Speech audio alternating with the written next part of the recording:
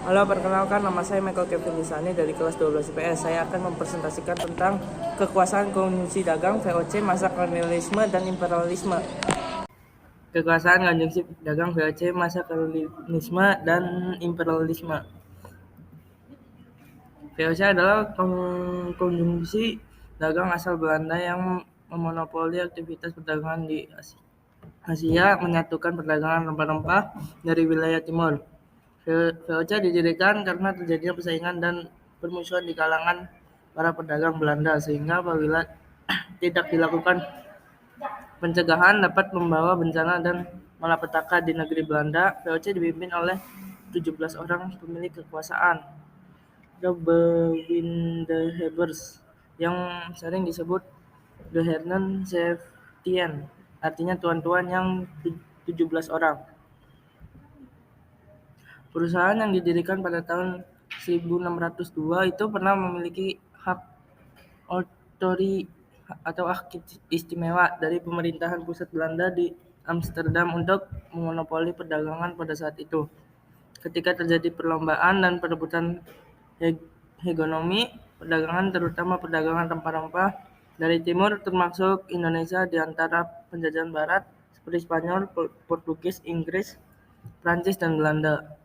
Sehingga perusahaan yang juga dikenal dengan sebutan kompani Belanda ini dibentuk sebagai perusahaan yang melakukan perdagangan secara monopoli antara Asia dan Belanda. Para pedagang Belanda yang hendak berdagang di Asia harus bergabung dalam VOC melalui pembelian saham atau membeli barang di pusat pelelangan di negeri Belanda dengan komoditi utamanya rempah-rempah. Selain memonopoli perdagangan, berikut ini tujuan lain dari adanya VOC, yaitu 1. Membantu dana pemerintahan Belanda. 2. Menguasai kerajaan-kerajaan di Indonesia. 3. Menguasai pelabuhan penting di Indonesia. 4. Menghindari persaingan curang yang akan merugikan para pedagang Belanda. 4. Mencari keuntungan yang sebesar-besarnya untuk membiayai perang melawan Spanyol. 5. Memperkuat kedudukan Belanda agar tidak tersaingi Portugis dan bangsa Eropa lainnya. Sebagai serikat dagang, VOC diberi hak dan kekuasaan yang istimewa oleh pemerintahan Belanda, antara lain 1. Mendapatkan hak monopoli perdagangan di daerah antara Tanjung Harapan atau ujung selatan benua Afrika dan selatan Magellan atau ujung selatan benua Afrika. 2. Boleh mengadakan perjanjian dengan raja-raja atau kepala-kepala pemerintah negeri. 3. Boleh mempunyai serta pemeliharaan angkatan perang sendiri. 4. Boleh mengumumkan perang dan mengadakan perjanjian-perjanjian perdamaian. 5. Boleh mengangkat pegawai-pegawai yang dibutuhkan. 6. Boleh membuat mata uang sendiri. Kekuasaan VOC di Indonesia.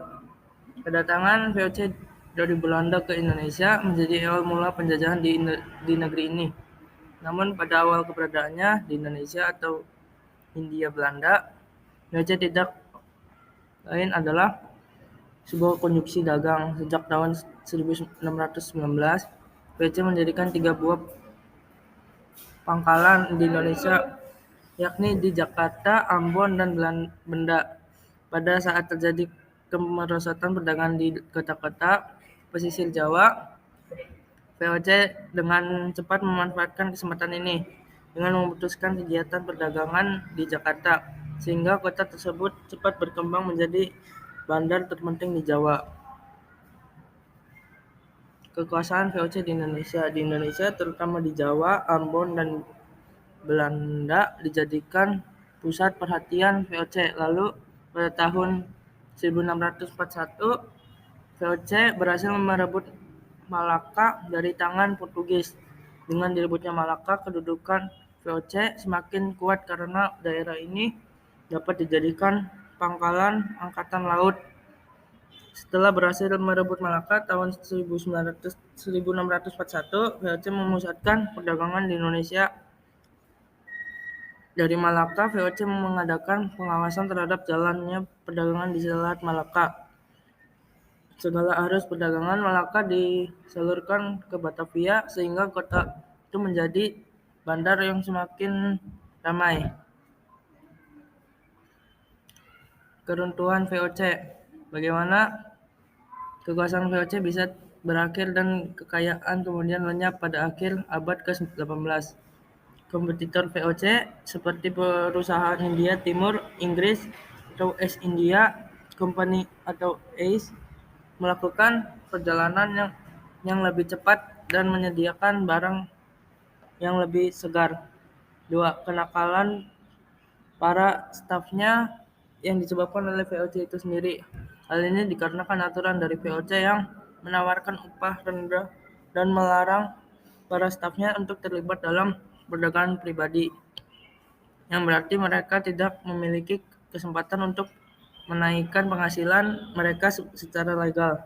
3. VOC membayar pemegang saham lebih dari yang dihasilkan dari tahun 1730 hingga seterusnya.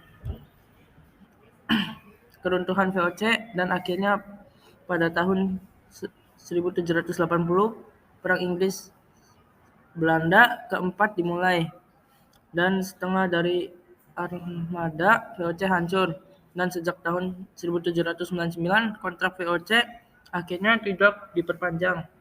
Kekuasaan bahkan 100 operasional perusahaan yang pernah menjadi konjungsi dagang terbesar di dunia itu praktis sudah berakhir dan lenyap sepenuhnya. Istilah penting dalam VOC. 1. Dewan 17. Den Her XPII. Parlemen yang memimpin VOC pertama kali yang beranggotakan 17 orang dan berkedudukan di Amsterdam, Belanda. Pelayaran Honggi. Pelayaran dengan menggunakan kapal kora-kora yang dipersenjatai guna mengawasi pelaksanaan monopoli perdagangan rempah-rempah di Maluku. David Impera. Suatu politik yang dilakukan VOC untuk mengadu domba kerajaan di Nusantara agar terpecah belah sehingga mempermudah monopoli perdagangan. Gubernur Jenderal, jabatan tertinggi yang mengurus dan mengendalikan kekuasaan jajahan VOC. Istilah penting dalam VOC. Dewan Hindia atau Red Van Indi, jabatan yang berperan sebagai penasehat gubernur jenderal dan mengawasi kepemimpinannya. Dividend, pembayaran keuntungan oleh pemilik saham. Gulden, mata uang Belanda saat itu. Hak otori, hak istimewa yang dimiliki VOC dan bersifat mutlak untuk diakui dan dilaksanakan layaknya bertindak sebagai suatu negara di dalam negara. Sekian dari saya, terima kasih. Sekian presentasi dari saya. Maaf bila ada kata-kata salah dari saya. Terima kasih.